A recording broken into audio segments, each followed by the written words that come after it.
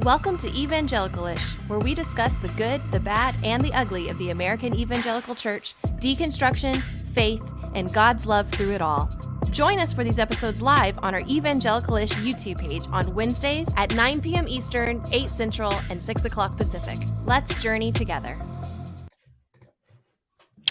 Welcome into the Evangelicalish podcast. It is good to see everyone this evening. As always, we are live on Wednesday night, 9 Eastern, 8 Central, 6 Pacific. And we're so glad for the folks that get to join us live every single week. And we are also just as grateful for those of you who download the podcast and on your favorite podcasting platform. Again, you can grab the podcast, Google Podcasts, Apple Podcasts, Spotify, all the podcasts, all the platforms. So wherever you get your podcasts, go subscribe. And in particularly on Apple and Spotify, if you could rate it and leave a review just so we can connect with more folks and just continue to grow this conversation. Lastly, if you haven't joined us, we have a Facebook group. It's a private group that you can join. Just reach out to us. We would love to get you connected to that. It's a great, safe space where lots of amazing conversation happens, good community there. And so anyway, all right. Oh, and if you haven't liked, comment, and subscribed on the YouTube channel, please do that as well. So anyway, excited to get tonight's episode going. Last but never least, Paul is out this evening. There are some health issues in his family. And so if you would keep him in your thoughts, your prayers, send good vibes, all of those good things, whatever your faith tradition says, to send him the best energy, please do that, as they're just kind of walking through a difficult season. So Paul is doing okay. We got a chance to connect with him earlier today, but definitely send all the love and the good vibes his way. So April, I'm super excited about tonight. Now that we got the housekeeping out of the way, we have not only just an amazing episode planned, but an absolutely killer guest tonight. Yes, a killer guest. I actually, talking to her, I feel like I was fangirling a little bit because I saw her video several years ago that went super viral, like 80 million views or whatever, because she hugged a stranger for washing his own windshield, which is a whole thing, and landed her on Ellen. And it's hilarious. And you've probably seen it if you don't recall.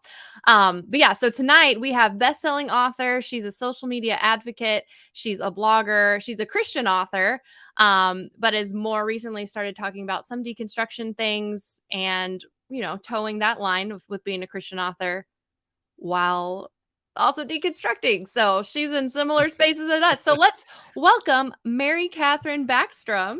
Hey, everybody.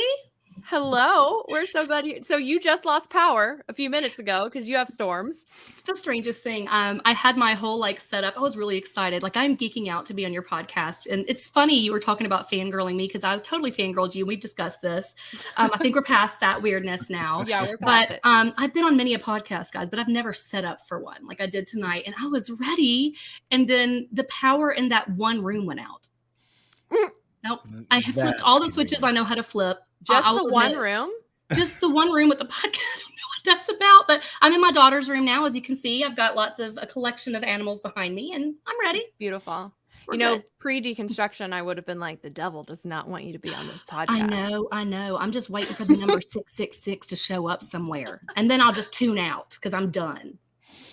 Oh my gosh. So sorry, I jumped right in. No, do it. Jump right in. So you have a book out. You've got one coming out, but we'll pitch that later. But you've got one out called, you want to tell us a little bit about that, and then we'll get into this. So I have my most recent book is Holy Hot Mess. What is this? I want to see what that means. He wrote 666. You are so bad.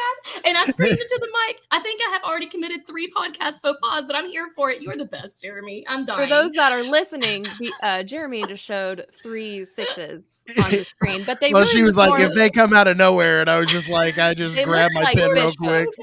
Those look like fish hooks, not 6s. I'm honestly impressed that you were able. Is it backwards? Because everything for me right now is backwards. I'm trying to get my bearings. Okay, hold on. Before I answer that question, okay. First off, I need to address April. You drag me every single week over something, and I can appreciate you do.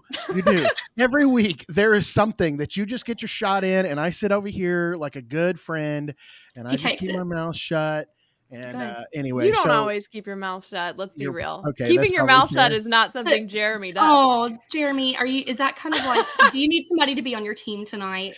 Paul usually is just kind of like, he doesn't really get in the middle of it, but April and I bicker like siblings sometimes, so it's really funny. But now you're making fun of my handwriting. That is No, that's it was totally, no, she did, right? that's She very, did. Yeah, I yeah, did. no, Yeah. you didn't say a word. Okay, No, to be fair, I could see it was 666, but you moved it so quickly, it looked like fish hooks. That's Oh, all. I was okay. worried that you were like trying to send a secret signal to her, like, get her off, she's a disaster, and like you didn't mean Early. to go live, but that was my Early. anxiety. I have all kinds of that. No, No, so that's we're- the little sorry. football. It's like, We're not hey, kicking you hey, out. we got a You have punt.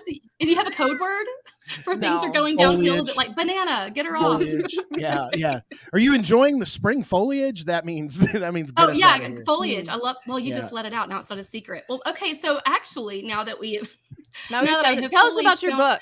I am being on brand. Let me tell you that. So my book is Holy Hot Mess, which, as now the first 5 minutes of this podcast, you can probably tell, it is a way of life for me. It's my first like trade book, and it talks about finding God in the details of a weird and wonderful life. The first book that I wrote, which is the one that's currently out, I basically just kind of spilled my guts, and the good, the bad, and the ugly, funny, weird stories that have kind of shaped me as a human, and how in retrospect I see God in the details, but I didn't then. Yeah. The best example that I use is how when I was a 16-year-old and my boyfriend just broke my heart, like laying on the bed and sobbing in that moment, there was no God.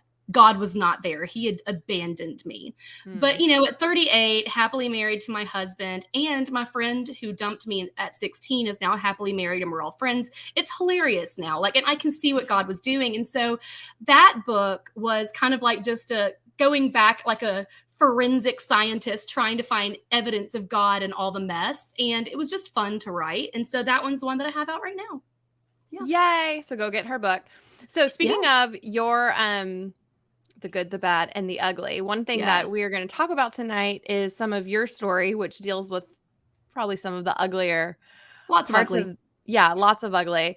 And especially I think it's so relevant to talk about this because you've got the Hillsong stuff that, they covered up for, I think it was Brian Houston's dad who was molesting children.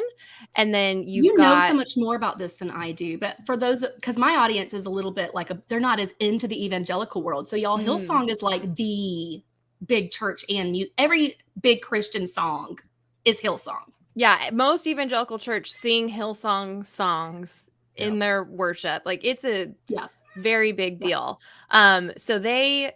And then there was a documentary that just broke, but the articles have been coming out for months on the Hillsong stuff. And then you also have got John Macarthur. For those who don't know, he's a really big pastor in California who covered up, basically took the husband's side, who was abusive to both the wife and the kids, never apologized to her, defended him even while he was convicted and is still in prison. Still supporting him. And they're still supporting him, have not once apologized to the wife. So one of the Christianity Today as well. Christianity Today, tons of sexual allegations, and it's not just the big name churches. This happens in small churches. And I know of personally of like not even just churches, but Christian universities that cover up abuse, that hire predators because they don't do background checks or they defend them. So this is a very big problem. And you have firsthand experience with reporting abuse to a church, because this is kind of where churches get it so wrong, and why there's all these cover-ups that are being exposed now is because things are reported. So tell us a little bit about your story, and then we can talk. Yes. So for our dear listeners right now, obviously one more trigger warning that this is a discussion of childhood sexual abuse. I have no issue discussing this, but I want to make sure that the listeners are prepared. So I came forward in about 9th grade. So I was still a minor, about 15 years old. And my Sunday school teacher was somebody I had known my whole life. I grew up in a Baptist church, and I had, her daughter was my friend, small town Baptist, all of that. So I remember, waiting for Sunday school to let out and pulling her to the side and saying, I need to tell you something, because my stepfather, who is the perpetrator of the crime, was out of town for a couple of days, and I felt this is my opportunity to get this out. And so I told my Sunday school teacher. To her everlasting credit, she immediately believed me and supported me. It was after that the cascade of just disappointment occurred. So she went and got my mother out of what we called big church back then. I don't know if y'all did that. It's like little church, big church, right? Yep. So mom was probably already wondering why I wasn't at big church and worried about it. And so when my Sunday school teacher went and got her out, bless her, she was devastated. And so we had like a meeting of the minds, and I explained to my mom what was going on. And the very first discussion was, we need to bring this to the police, which we did. After that, so my stepfather was initially arrested for the crime. He obviously pled not guilty. He was a police officer, so that complicated things in a small town. But there was an immediate push from our church for my mom to reconcile. And, whether or not he was actually guilty. So the things that really made me feel unsafe were, one, that the male pastor, the head of the church, didn't necessarily believe me. There was a lot of gossip being spread about the fact that I had boyfriends in youth group. And so I was a promiscuous, teenager. Was this something that I was doing to draw attention to myself? And then I think the worst, most devastating part was, we had what was called the Family Life Center, where I would go play with basketball with my friends. And it was a safe place for students to gather. And he had a gym membership there. And they said because he was not yet convicted of the crime, they were not going to withdraw his membership. And so he was welcome at the church, and also welcome at the Family Life Center, which he showed up to intimidate me. And so, I mean, this was a very dangerous man who had held weapons, against, had threatened me with weapons. And so the church deeply failed me. And I'll just never forget feeling that just odd chasm between the people of the church, like the women, frankly, and this makes me sad to say, but it was the women who brought me in and loved me and believed me. And then it was the actual pastors and staff who were not supportive and who were oddly more concerned with the legality and the perception of this former deacon. Was he, he was a police officer. We don't want to muddy his name until we know all the facts. And so it was just, it was devastating for a child to have to go through that. That's awful.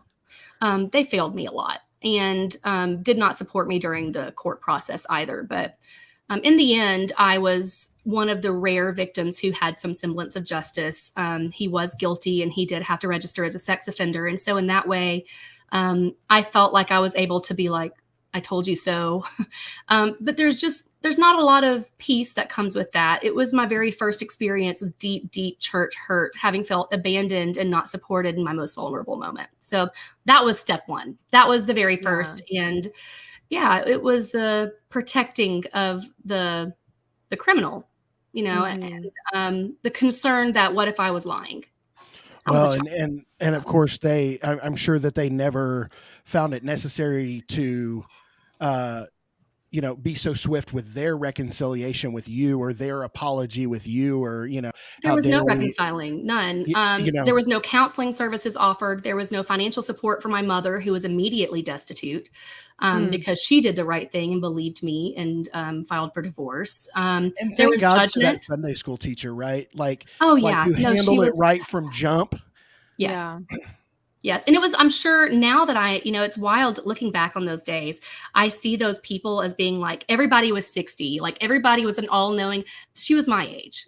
And that's now that I have to think about that, I'm like, oh, that is a heavy thing for an adult to handle. But adults should be prepared to handle this, especially adults in the church, because we have created a culture of blind trust with children in church, where they are extremely vulnerable to the staff members and the ministry. And if they come forward with something like that, I mean, this is honestly the one chance to get it right. They don't do it twice. I mean, very rarely does a child report more than once. When it came out and he was convicted, did the church ever reach out to you to apologize, or no? Did you have any kind of words with them? Like, was there any response? No, there was no church. There was no formal discipline. There was no formal releasing him from the church. There was no apology. There was no, I mean, honestly, another big concern. This is somebody that served regularly in the church and was an active member of the Family Life Center. There was no as somebody who is now, I've been a child advocate for more than 15 years. That was an incredible risk to further children in the church. I mean, there should have been a letter sent out saying, I'm very sorry to tell you that a member of our church has been convicted of a sex crime.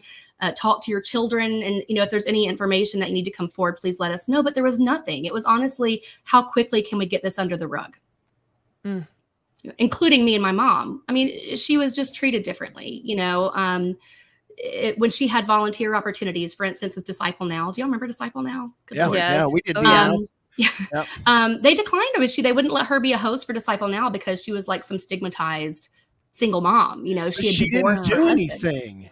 Well, she did. Eventually, she was able to because they didn't have anybody else. But for the first 4 years, they told her, no, I'm sorry. It was like a stigma around her, as if she had done something wrong by divorcing the abuser.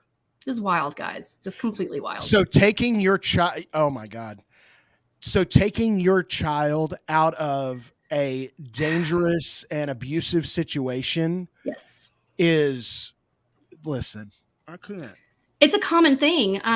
Later, I joined a church that is now incredibly famous. And I can tell that this is actually a publicly known story, but I was staff on Matt Chandler's church, which is the Village. That was the first church that I joined after that experience. There was a lot of controversy in that church as well, where a woman came forward and said, my husband has been purchasing and watching child pornography. And she reported it to the police and the church. And they told her, if he wants to reconcile with you, if you divorce him, you will be disciplined and basically unfellowshipped. So they did. She went forward with the divorce, and they basically did church discipline to this woman who came forward. And I believe that Matt Chandler eventually apologized for it, but that was because it was brought forward. And how many other people were discouraged from reporting something like that because the church mishandled it? And it's just such a, I hate to say it, common thing. Yeah.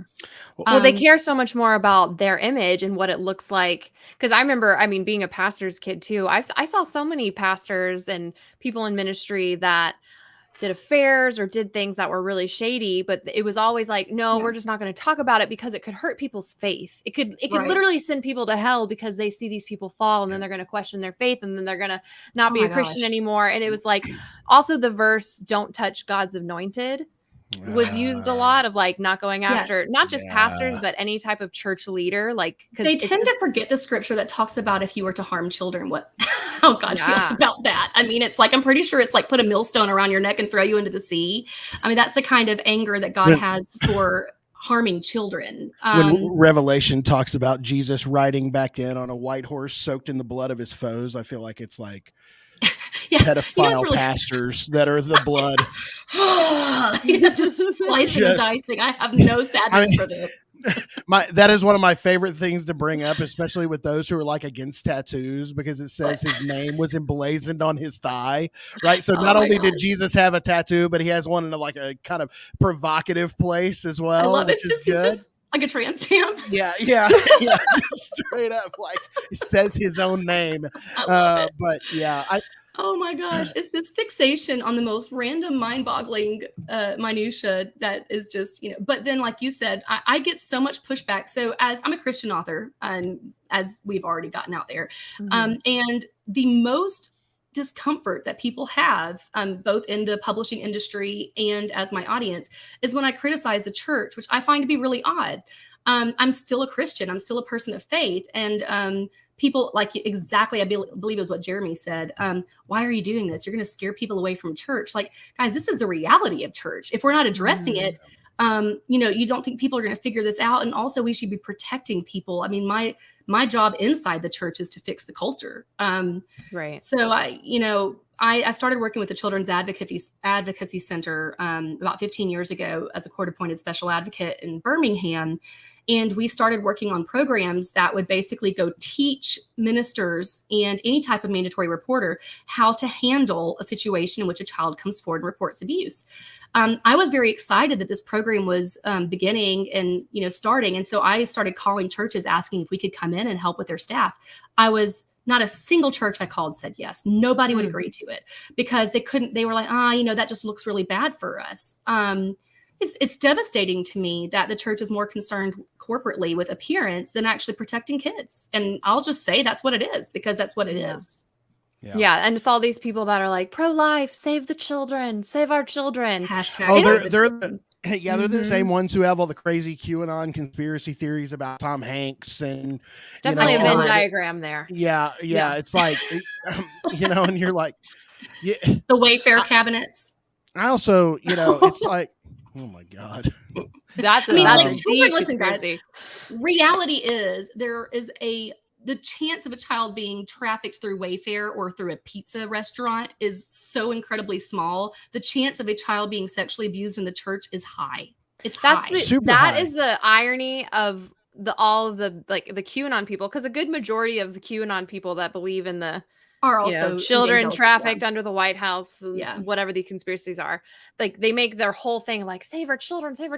Yeah. But the freaking predators are in the pews. They're in the churches that they go. They're on staff at churches that are going to be protective because they are in a position of power. And it's also hard because you touched on it earlier, MK, of like kids that they won't report more than once if they even report. Right. And a lot of that has to do with the fact that you're taught from a young age that these men in these churches and leadership positions are to be not only respected, but treated as men of God. These are men of God. So, and it's like with Rabbi Zacharias. God. I mean, it's honestly like they're the hands and feet. I mean, you really do you see these people as infallible. And I'll briefly touch on a whole other can of worms, if you don't mind. Do it.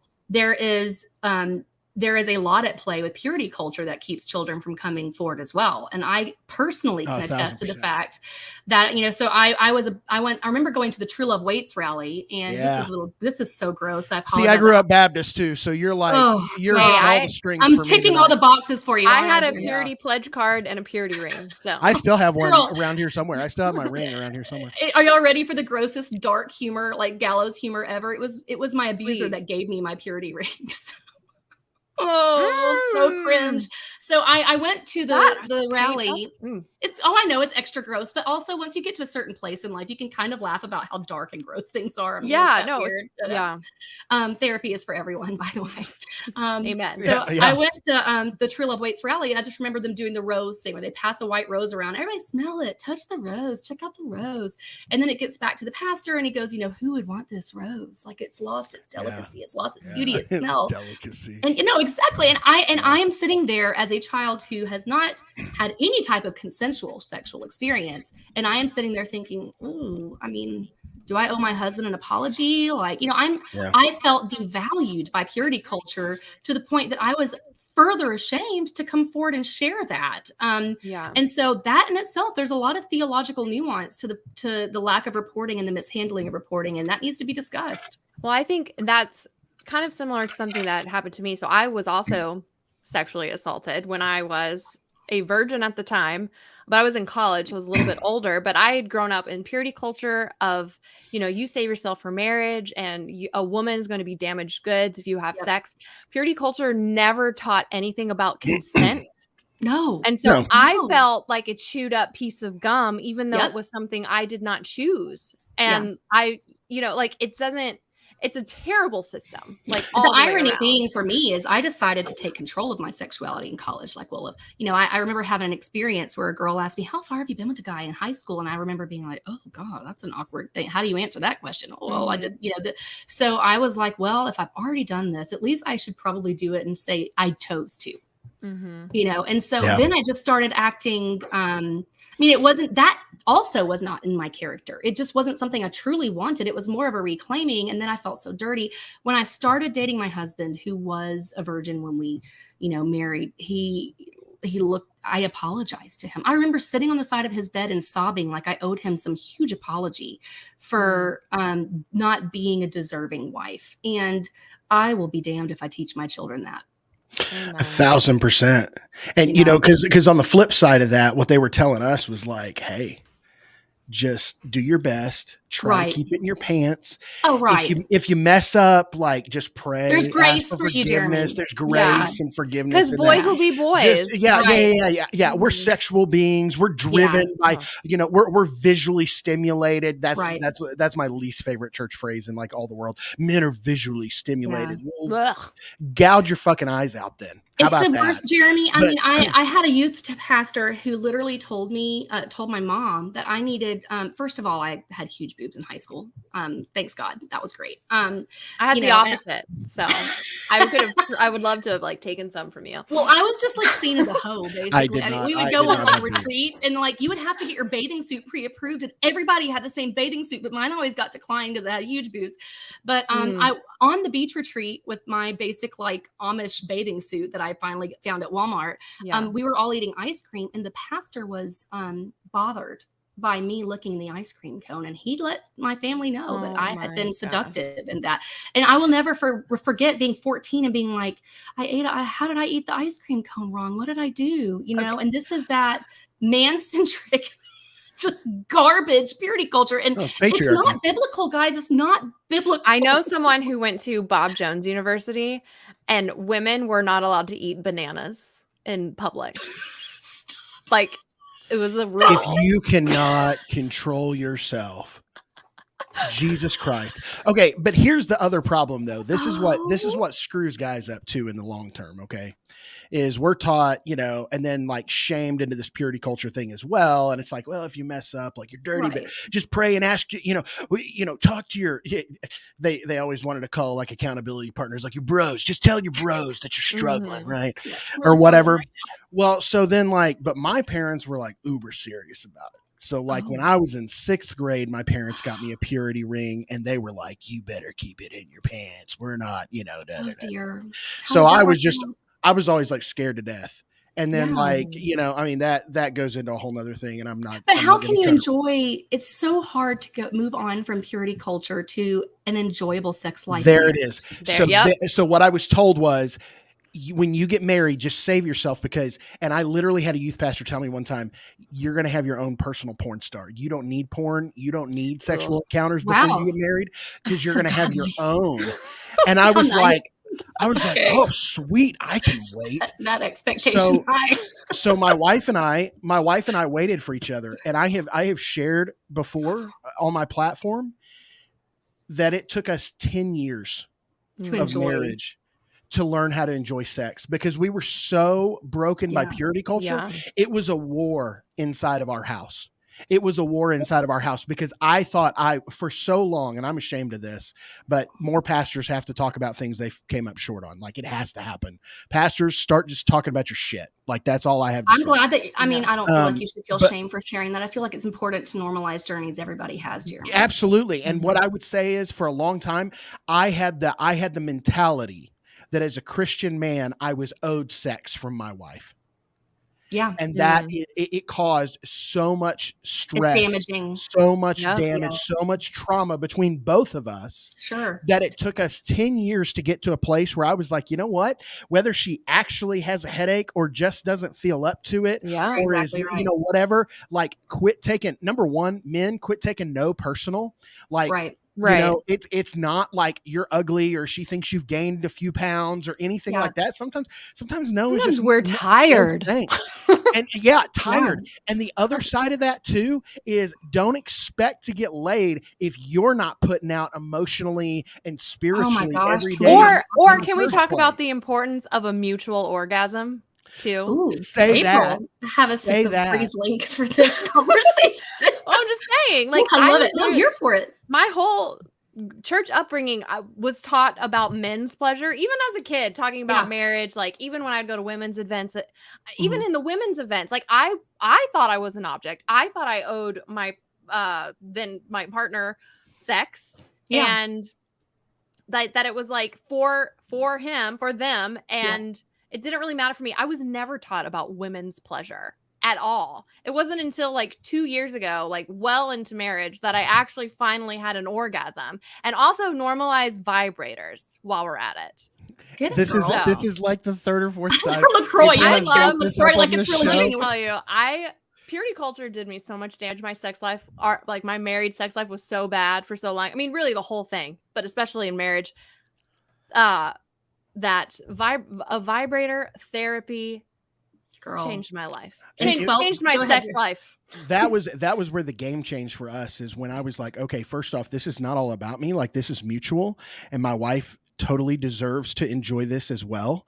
Like, she should be able to, get off as well. In your 30s. That's so exciting. Well, and so like Tiffany says yes, the little helper.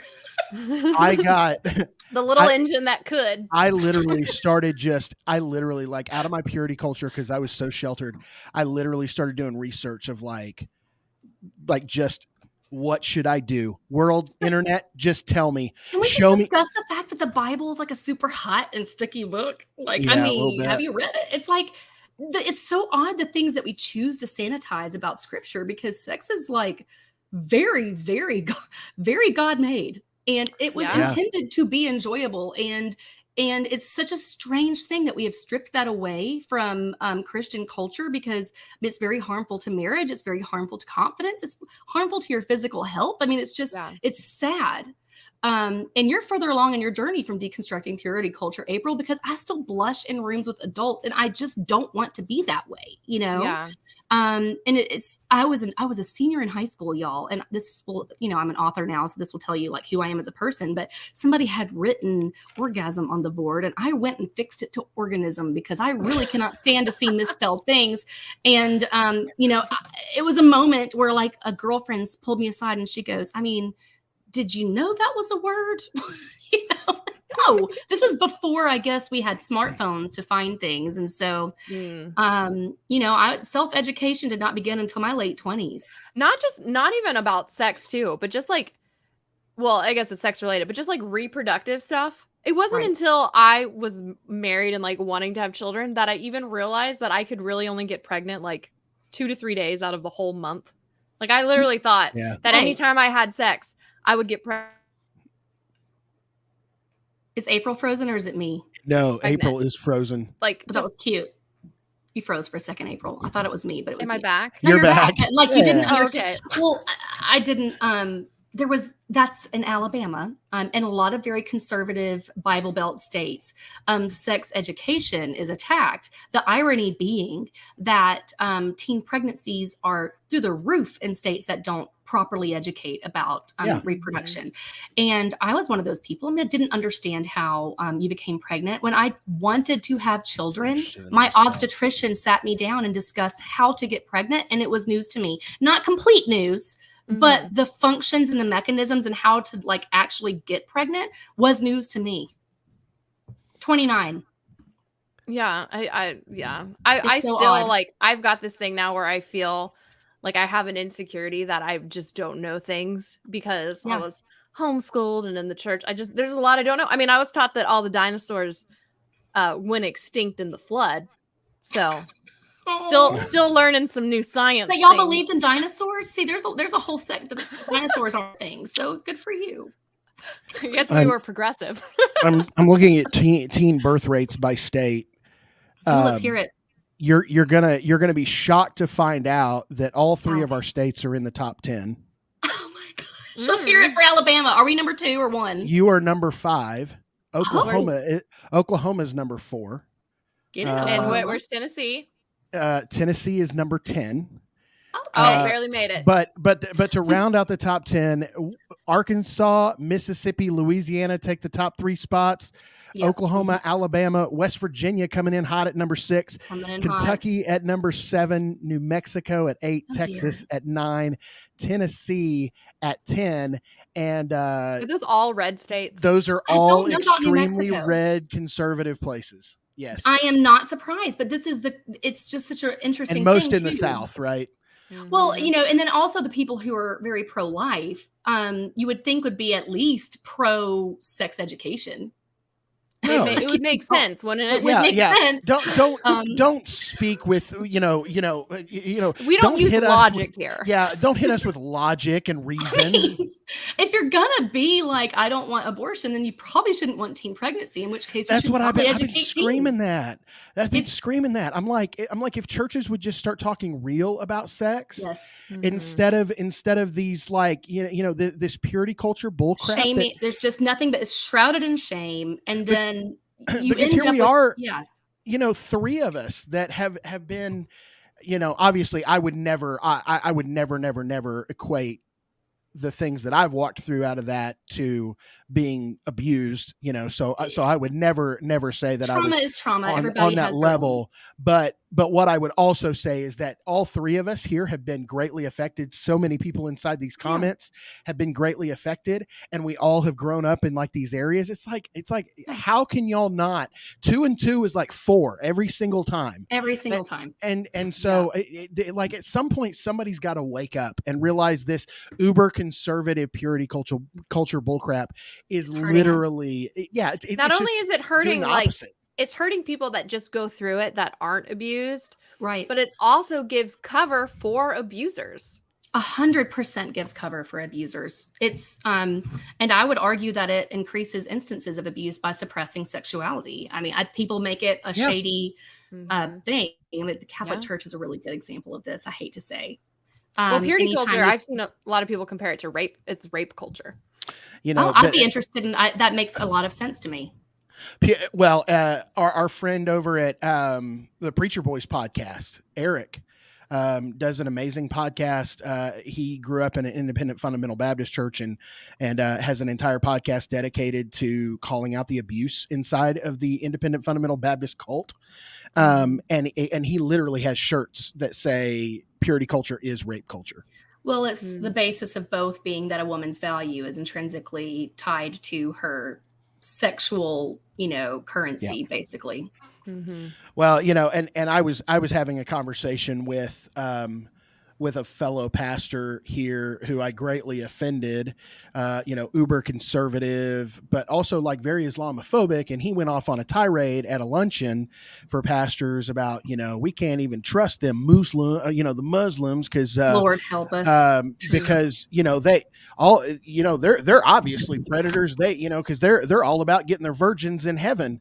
And I just, before I could even because sometimes my filter doesn't work. I'm sure y'all don't understand that. Thank God for that, Jeremy. But I looked up and I was like, I don't know why you're so worried about the Muslims because the Christian pastors are trying to catch up on this side of heaven. Oh, you ain't wrong. Shoot. That was good. I have a was friend. asked to leave. I was asked to leave. I had check, please. Yeah. I had a friend who said she's an atheist now, but she used to work at Bethel or was a worship leader at Bethel. And she was like, someone accused her of just being atheist so that she could have sex without consequences. And she was like, if I wanted to have sex without consequences, I would have become an evangelical pastor, not an atheist. There it is. Can I ask y'all a question? Because, part of my deconstruction journey has been laced with just anger and upset, confusion. Have either of you gotten to and this is just you can be honest in your journey. Have y'all gotten to a place where you understand what a godly sex life should look like? And how are y'all handling this with your kids? Because for us right now, what we're doing is teaching agency and the concept of consent, because I have little kids. But I'm also, I want to be pragmatic about what my children are likely going to be involved in because I'm a science-minded mom. And I know statistically how often children, once teenagers get to a certain age, the chance of them having had a sexual encounter is really high. But I also believe that there's biblical principles that make sex safe and enjoyable. And so where do y'all find the balance there? Are you still digging through that? Yes. I mean, my kids are 5 and 3, so I keep putting it off in my head, but I definitely want to teach them, one, the importance that they are in control of their own body and no one touches them without consent, for one. But I think just being open and honest, and I just really want to just be open with them, knowing that they're going to make their own decisions and I can't control that. And I think probably my parents and a lot of Christian parents too, really want to control their kids to make sure that they don't mess up. And Right. a lot of times that makes them go the opposite and do all the messing up anyway. So I just want to like tell them like, hey, this is what I did. Like, yeah, I had sex before marriage, but Mhm. but here's why it wasn't good. And Right. here's where it can be healthy. And it would be better for you to wait in most circumstances, but you can make that decision. And here's how to do it safely. But I'm honestly still working it out because the idea of my children, my daughters Yeah, no, going out, it's like, it's well, a scary world out there. I want my children both I have a boy and a girl, which is good for me because it helps me balance what I'm, like every concept that I have has to be good for both, but I want to teach them that their worth has nothing to do with, like how much sexual currency they have when they get married. Yes. Did you spend it here and there, and that you don't leave bits of yourself behind. However, I think that there is a biblical principle. Like I do believe that God is trying to protect us by saying that, sex is meant within the confines of marriage. And I'm not even sure that that's biblical. Now that I say that out loud, I need to go look at scripture. And this is part of deconstructing, is like I say things out loud that I've heard my entire life. And then I'm like, is that in the Bible? Let me go check. But it makes sense from a cultural standpoint, biblically, that you would protect yourself from diseases and being destitute if you became pregnant. And so that makes a lot of sense to me, that God was protecting his people by saying, like, this is how this is intended to be. I just wonder what that means now. And, how are we meant to protect our children now? I mean, I think a big part of that is agency and education, but I know that God has a plan. I'm just trying to figure out what that is. So we have been intentional in like some small things, starting out early, right? So we have 4 little ones, and 7 and under, all 4 of them. We adopted 3. I don't know if we've talked about that, MK, at all, but our oldest is biological. Our younger 3 are adopted. Okay. We have been intentional in teaching things that were what we don't even realize were key indoctrination points for purity culture for us.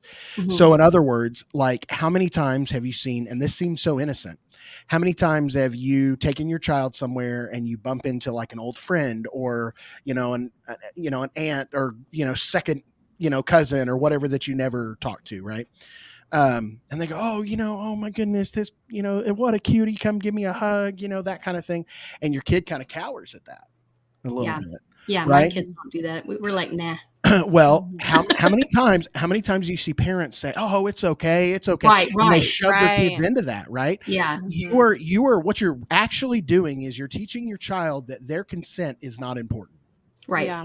For physical touch. No, you're absolutely right. And we've had the grandparents that are like, well, if you want to get a treat, you're going to have to kiss me on the cheek. I'm like, no. Yeah. That is very uncool. Don't teach that. No. So the first thing that we have done is like taking back like those little things of like, you have consent over your body.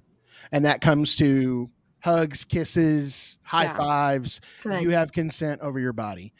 The second thing that we've done is that we allow our daughters, as young as they are, especially like our older 2 girls, to dress themselves every morning. And the way they go out the door is the way they go out the door. All right. And it is going to continue to be that way. And here's the reason why. Because I will never equate their value or their worth to the things they go out the door wearing. And I don't care what that is. So if they go out in a mini skirt and a crop top, you know what? The school may have a problem with that just because of the dress code. But dad's not going to say a word. You want to know why? Because it's not their fault that they're being sexualized. If they go out and they feel beautiful and they feel confident and they feel like, hey, I just want to wear this because it's cute and it's fun and it's in fashion or whatever, girl, go get it. Because here's the deal. Nobody said you're just some giant sexual being because you wear this or wear that. Absolutely. And so we have been really intentional in that. I have thought long and hard about the conversation I will have with my kids. And of course, these things are always changing. Right. But I think one of the biggest things is I'll be honest with my kids. Look, there is a very real emotional attachment that happens when you have sex. Yep. And not that I'm going to be like, oh, you have to wait until marriage. You must wait until marriage. But I am going to say, look, I don't think you're mature enough to handle this emotional attachment at this point in your life. You're going to have to do what and to my kids, like reproductive, actions have reproductive consequences. Yes. especially to my son. The first person that's going to be like, if he gets somebody pregnant, the first person shoving him out the door to get a job is going to be me. Because I'm going to be like, you're not going to be absentee and, oh, this is not my problem. Right. Not playing that game, bro. So that's the thing is it has emotional consequences. It has physical consequences. And, you know, in our honest, open relationship and in our very real relationship, like, look, I just don't feel like you're ready for that. You know, it's an interesting space to be in when you're a Christian and a progressive person, because there's things that I say that are extremely unpopular in church. There's also things that I say that are extremely unpopular in progressive circles, and this is one of them, that sex does create an emotional attachment. Yes, I have friends that, no, it doesn't. I can have, you're like, that's negative. You shouldn't be teaching your kids that because, you know, like, you know, it's just an enjoyable body thing. But in my experience and with the women that I'm friends with, it's undeniable for me. I can't say that, you know, I feel like there's an vulnerability there. Well, I do think there are a lot of people that do have emotional connections in sex, but for some people, there is no like emotional. That's connection. Interesting because I can't fathom that or understand. Because there's like demisexuals where they can only have sex with someone where they have an emotional connection, and there's like the flip side. And I don't know what it's called, but there's people that can just have a physical relationship with someone and there not be emotional things. But I would agree that probably for most people there is the emotional. Would you say there's a spiritual connection? I don't know. Maybe. But I think I think the most important thing is, when you're in love with someone and already have emotional connections, absolutely, I think there's a spiritual connection. But it's intended to enhance that connection. Yeah, but I do think it's important that like what we're talking about is at least not just saying don't do it because it's a sin. Don't do it because the Bible says not to do it. Because, you know, Joel is asking a really good question, which is I think the heart of this. Joel asked, is that emotional connection necessary, or is it a result of much evangelical conditioning? Joel, I think that we're all kind of in the process of figuring that out. Yeah. I mean, that's the honest deconstruction to me is about being honest where I am. And again, like I still love Jesus and I am still very much led by scripture in my relationship with God. And I think that the most important thing is just to be honest about the things I don't know the answers to, instead of like letting a church make up answers for me that aren't necessarily biblical and that possibly very harmful. Yeah. Like, hey, you know, David was a man after God's own heart. You should be like David. So what, multiple wives? I'm going to have a husband killed so I can, was you know, the worst. But like, where is this? Can we just ask who called him that? Did God call him that?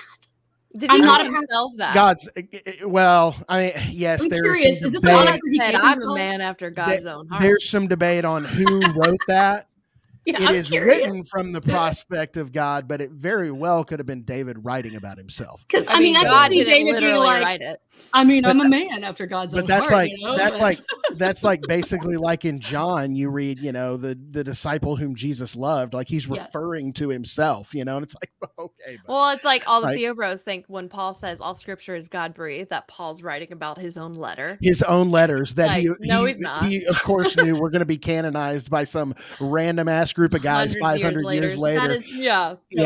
So, okay, hold on. Let's take a quick break because we've gone on and then we'll come back. We can talk a little bit about what is there to do about these abuse things. And then we have a fun little game we're going to do. So be right back. Loving Evangelicalish? Follow us to catch all the latest content and encouragement. You can check us out on TikTok by following @Evangelicalish or subscribe on YouTube by searching Evangelicalish. That's evangelical with an ISH. And don't forget to catch our live streams each and every single Wednesday night on YouTube at 9 Eastern, 8 Central, and 6 Pacific. And now, back to the Evangelicalish podcast. That was so fast. Welcome back. I know it is fast. It's not fast enough to like do a break. We really need to work on that. I like sprinted to get some more water. Powder my face. Like, what do we do? Okay, so MK, you mentioned earlier that you work with an advocacy group that tries to go into churches, whichever zero would have them. So what would you tell a church to what are some of the steps? Well, what they typically do is try to create a connection. So what the National Children's Advocacy Model is in Huntsville, which is where I am, it's a really fascinating story. It started with a child who was abused and basically went to their church and then went to the police, and the police said, go to the hospital. So they went to the hospital said, go to the police. And what they realized was there was no cohesive process. And so what's fascinating is city to city, there are still, in many cases, no cohesive processes. You would assume that there is, but people tend to want to pass the buck. And I mean, not going to blame anybody. It's a very, very heavy, hard thing to deal with. But what you typically do is go in and say, do you have a cohesive reporting process, and help them get that into place. Also, a big one that I believe we may have talked about earlier, Jeremy, like on the phone prior to our podcast, was who do you have working with children? Big question. Nobody seems to have a very quick answer for it. Like, oh, these are good people. They're in the community. They're family members. Yep. Have you done a background check? This is just simple. In the secular world, not a single person would let their child go into the care of somebody who has not had a background check. But in church, there is a built-in trust and assumption that somebody is morally upright. There is no reason to make that assumption. And so the very first thing we do is go in and say, you need to have every single person here trained on the reporting process, and every single person needs to pass a background check, and we renew those background checks annually. So those are the two big talking points that we really have. Also, do you have like a counselor in place? Have it basically like a licensed one, not pastor. Yeah, not a pastor. Counseling. Not a pastor, like a real counselor. Ooh, that's a whole podcast in itself, guys. The Christian counseling that I received after reporting abuse was just epic. I cannot even tell you the worksheets that I went through. But, forgiveness. It's all about forgiveness, forgiving your abuser. Not about healing and not about reclaiming yourself. But yeah, a big thing is the processes. And I would encourage anybody who has their children in a childcare situation, or even Sunday school, like literally any situation in which your child is developing a trust-based relationship with an adult in a ministry position, you need to know if those people are having background checks. And that's something as a member of a church you should be pushing for. I mean, there's no excuses. Yeah. It's very affordable. And a lot of times the city will foot the bill. But also, as a member of the church, be aware if you have, like in our city, it's quite easy because we have a children's advocacy center here. And so you take the child straight to the children's advocacy center, and they have the process built in. And so it's easy here. It's different in other cities that don't have those resources. But yeah, background checks, guys, it's shocking to me how little of that is done church to church. I had firsthand experience. We were co-leading a small group at one of the churches that we went to with this other couple. It was like a married small group, and didn't think anything of it. It was fine. The man of the couple, like his dad at some point was big in the church. So anyway, long story short, we leave the church, and like 2 years later, I start getting these weird messages from, they had a joint Facebook account, the married couple, which is of course they did, already a little bit like a red flag. That's sus. I'm sorry. Yeah. Every single time you're either dealing with one of two things. You're either dealing with a man who had an affair, or a man who has a porn addiction. Like those are pretty much your options. Somebody got busted doing something. Yeah. So anyways, but she would message me. Well, I thought it was her. She would message me on and off. So I would just respond to her. And then randomly these messages started being like, hey, April, I don't really have anyone to talk to about this, but like, do you like having sex with your husband? What? And she was like, I mean, I love having sex with mine. Like, what do you like to do?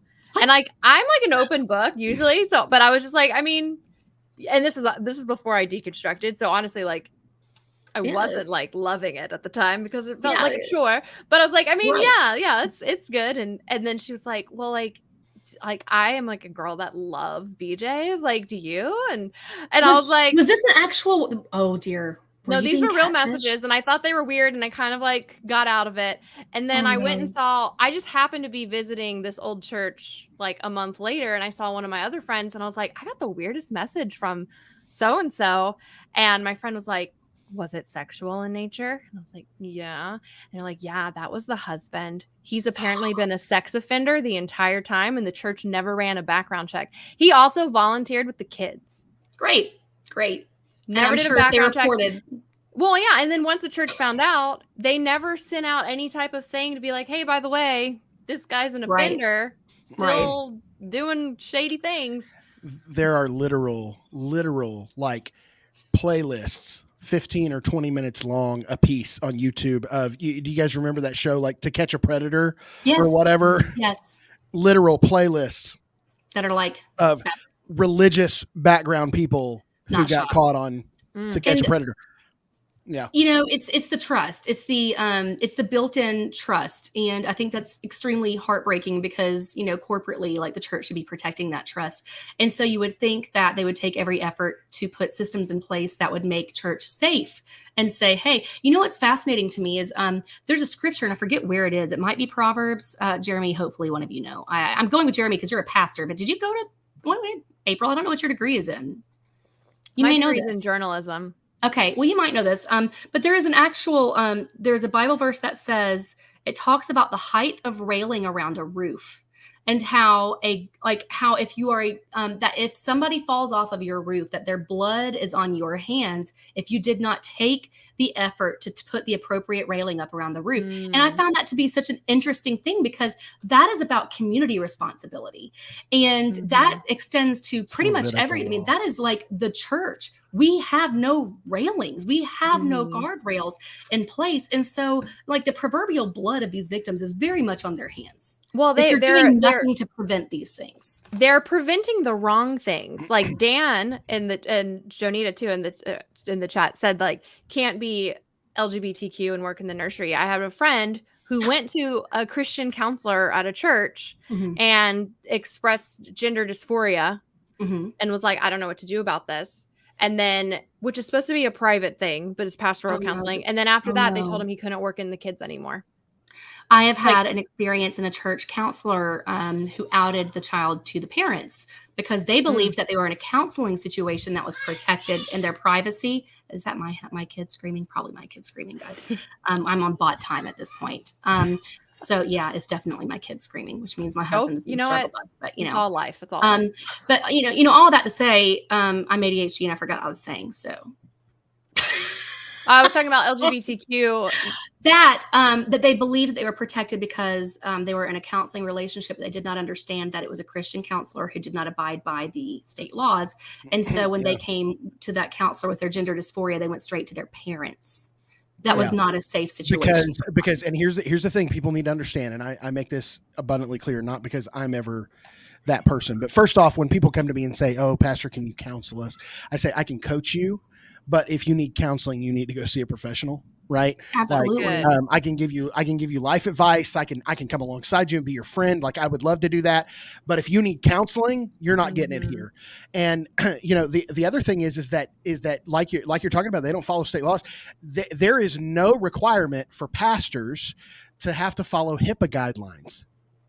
So you are not under any kind of guise or. It seems any federal protection in the secular world is absent in the church, and you would think that protections would be increased in the body of Christ. Like that does not make any sense. We should care so deeply about members of the church. But that takes the power.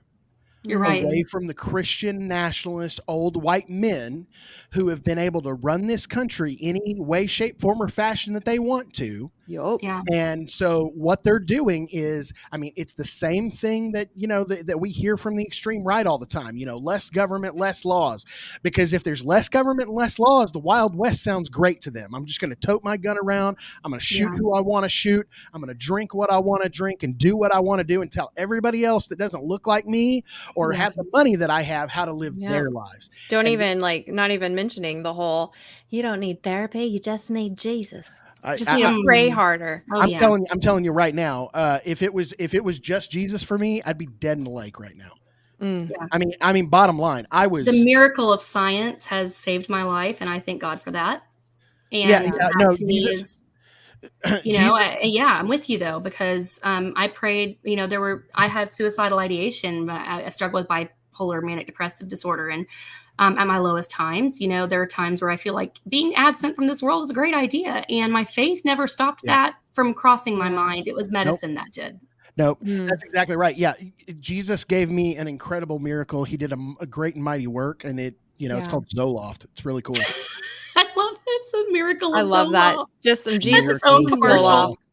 Yeah. Jesus and Zoloft. I love it. Okay. So let's end on our fun thing. Oh, let's, because I could really talk to y'all all night. Not kidding. However, tomorrow my children have school and they're screaming in the kitchen right now. So that's okay. So let's do our fun thing. So let's do this. We're going to do, so when we we first started the show, we would do our hate comment of the week. So we're doing that, but with a twist. We're gonna each read two. So we're gonna each read 3 comments that we've received on our individual social media platforms, because we get lots of hate comments or weird comments. And so 2 of these comments are going to be real, and one of them is fake. One of them is one that we've made up. And so we're gonna have to try to guess which one is the fake one. Okay. So okay. Mary Katherine, Let's do this. Would you I like get to go go first? Okay, here are my 3. Are you ready? This is number 1. Yes. You will pay for the lies you've told the world about God's holy rainbow. Ask Noah about the promise God made, and you will wish you knew the truth. Number 2. Okay. I am very disappointed to learn you have fallen victim to feminism. I will be unfollowing and encouraging my ladies group to do the same. Shame, shame, shame on you. You used to make me laugh. 3. 3 shames. I knew there was something I didn't trust about you, but now I know you were on Ellen and helped the liberal elite hurt children. I have blocked you. Never comment on my newsfeed again. Comment on your newsfeed. Okay. Can you read them again one more time? Yeah, I'm ready. Number 1. You will pay for the lies you've told the world about God's holy rainbow. Ask Noah about the promise God made, and you will wish you knew the truth. 2. I am very disappointed to learn you have fallen victim to feminism. I will be unfollowing and encouraging my ladies group to do the same. Shame, shame, shame. You used to make me laugh. Number 3.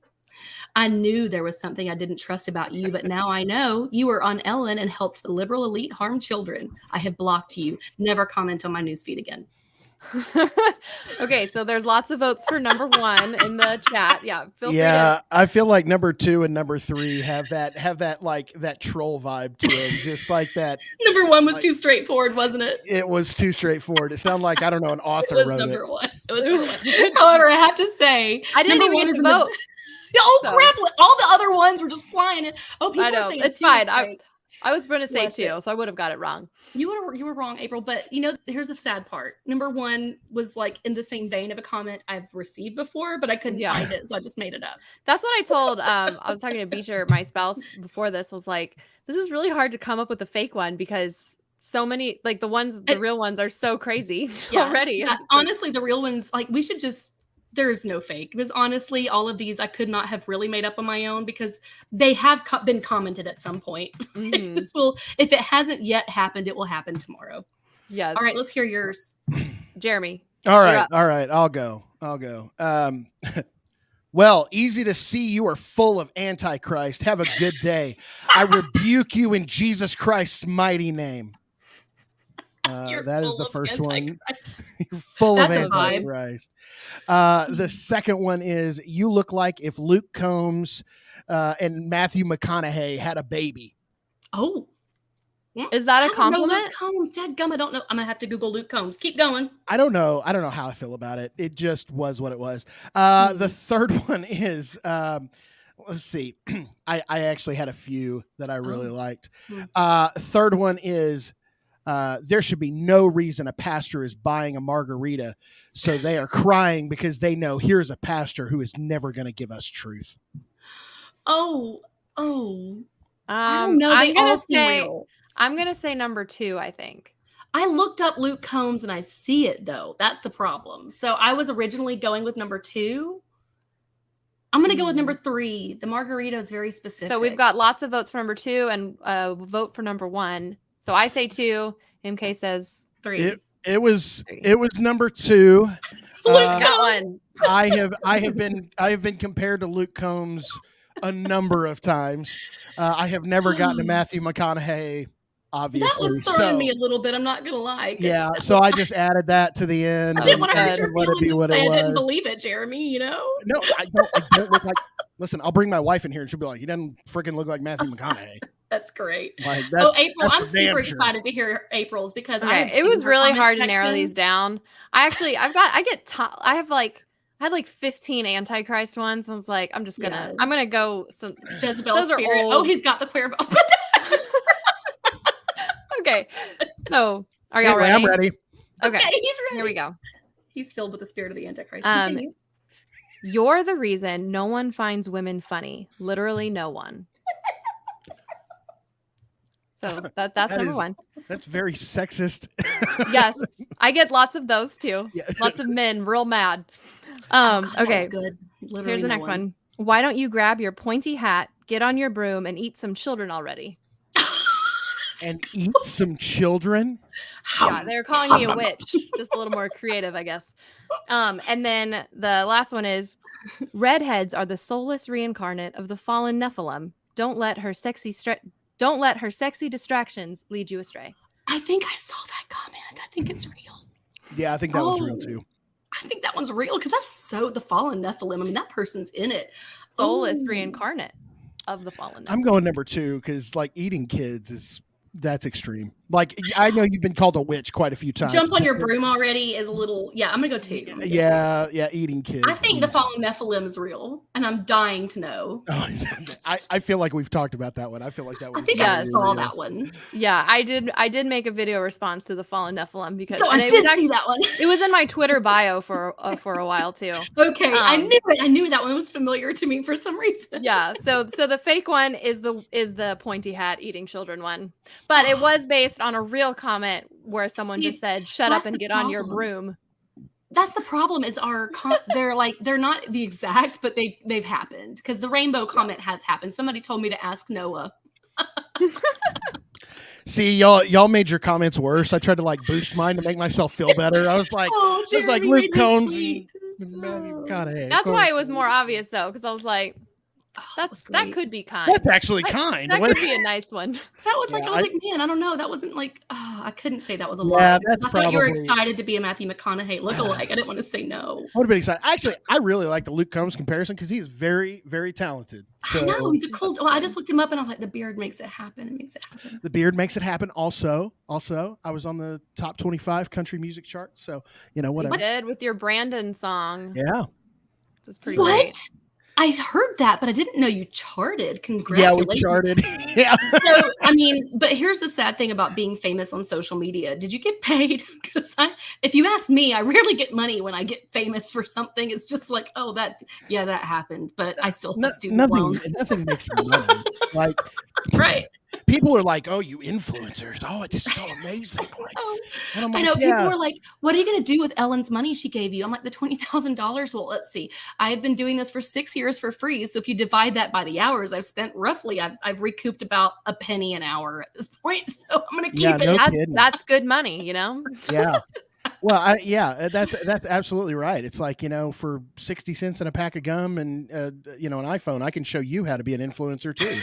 Don't do it, guys. Don't. You get paid in really hilarious hate comments though. I get all kinds of free. I did get, April, you know what? Now that we've discussed purity culture and the little engine that could, I do have a contact for you, which I was too uncomfortable to take on, that I thought initially was about. It said self-love for women, and I'm all about empowering women. And the box arrived and I was like, oh, it's a vibrator. I'm not going to promote this. I'm so sorry. I'll send it to you.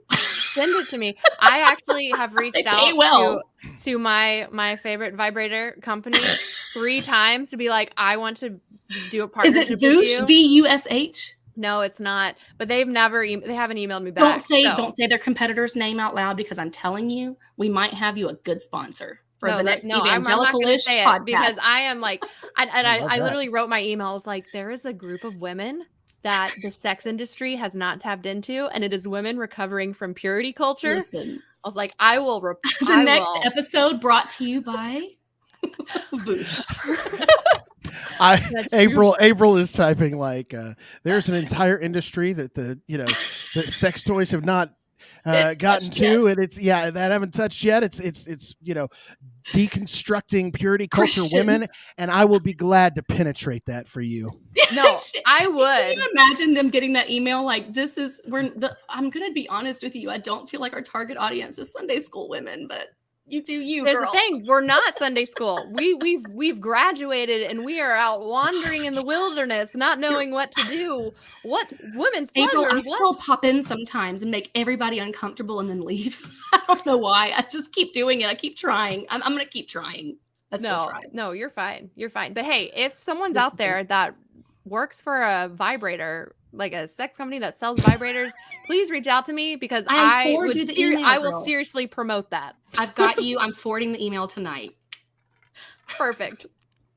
And maybe the box too. Hey. That my children opened, by the way. Oh, one comment that hit the that's amazing. That is incredible. Oh, Mom, Lord. what's this? Yeah. Oh, I was about to go on a tangent, but we probably don't have time. I don't. I just in don't. case y'all I'm were pretty wondering, sure the silence is ominous in my hallway. one of my comments that hit the cutting room floor, just in case y'all were wondering, brother, Disney is horribly satanic. That's right. Satanic. Yeah. Of course it is. It's like Turning hidden red. We don't Mickeys, but talk like about hidden periods. horns. Okay, well, everybody, thank you guys so much for tuning in tonight. And for those of you that are listening, thanks for listening on the podcast. Thank you so much to Mary Katherine Backstrom. Tell everyone where they can find you online to follow you. It's super easy. You can find me, like, type in Mary Katherine Backstrom on Facebook, Instagram, or the TikTok. And it's Katherine with a K, right? Yep. Mary Katherine Backstrom. Yep. Y'all find me. And get her book and follow her. She's also hilarious. Like, seriously, some of your videos where you just tell whatever weird thing. My audience doesn't know whether I'm going to be hilarious or be angry, and so we're still working through that. I do have therapy on Tuesday, I promise. But yes, thank you for that compliment, April. Yes, no, it's wonderful. So thanks everyone for tuning in, and don't forget to like, subscribe, listen, whatever you do, and join our Evangelicalish podcast group on Facebook if you want. And we will catch you guys next week. See ya.